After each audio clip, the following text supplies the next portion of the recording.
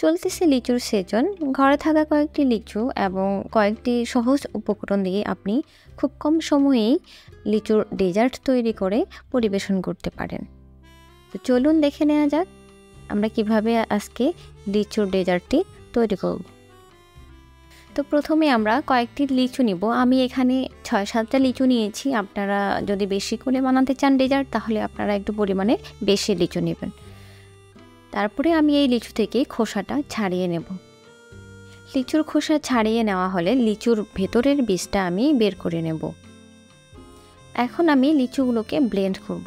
এখন একটা ব্লেন্ডারে লিচুগুলো আমি দিয়ে দেব এবং সাথে দিয়ে দেব অল্প একটু পানি, এবং আমি এটা ভালো মতো ব্লেন্ড করব।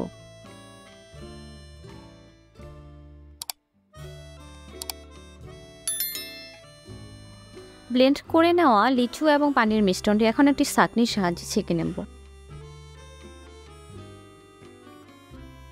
সম্পূর্ণ লিচু ব্লেন্ড করা হয়ে গেলে আমি একটা বলে নিয়ে নিয়েছি। এখন আমি এর সাথে মিক্স করব পরিমাণ মতো কর্নফ্লাওয়ার এবং পরিমাণ মতো গুঁড়ো দুধ, এবং সাথে দেব 2 টেবিল চামচ ঘি, এবং ভালো করে নেড়ে চেড়ে এটা আমি মিক্স করে নেব।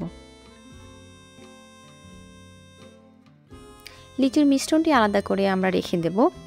এখন আমরা একটি চুলার মধ্যে একটি প্যান নেব, তার মধ্যে দেব পরিমাণ মতো চিনি এবং অল্প একটু পানি।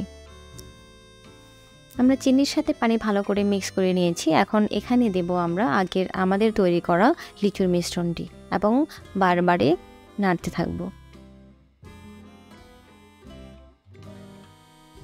চুলার তাপমাত্রা মিডিয়ামে রাখতে হবে এবং বারে বারে নাড়তে হবে মিশ্রণটি, কারণ বারে বারে না নাড়লে এটি পুড়ে যাওয়ার সম্ভাবনা থাকবে। তাই এটাকে সবসময় নাড়তে হবে, এবং এটা যখন ঘন হয়ে আসবে তখন এটি আমরা তুলে ফেলব। মিশ্রণটি ঘন হয়ে আসলে আমরা আমাদের ডেজার্টটি তুলে ফেলব। তুলে ফেলার পরে আমরা একটি বাটিতে নেব, এবং বাটিতে নেওয়ার জন্য প্রথমে আমাদের বাটিটা ব্রাশ করা লাগবে। অল্প একটু তেল দিয়ে আমরা বাটিটা ব্রাশ করে নেব যেন বাটির তলানিতে লেগে না যায়।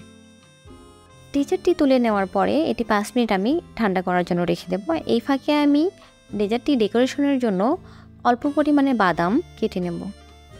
ডেজার্টটি ঠান্ডা হয়ে গেলে আমি একটা প্লেটে ডেজার্টটি নিয়ে নিয়েছি, এবং ডেকোরেশনের জন্য কেটে রাখা বাদামগুলো আমি এর মধ্যে দিয়ে দেব, এবং এটা কেটে সুন্দর করে পরিবেশন করব। তো তৈরি হয়ে গেছে আজকের আমাদের রেসিপি লিচুর ডেজার্ট। আপনারা চাইলে খুব সহজেই এটি বাসায় তৈরি করতে পারেন।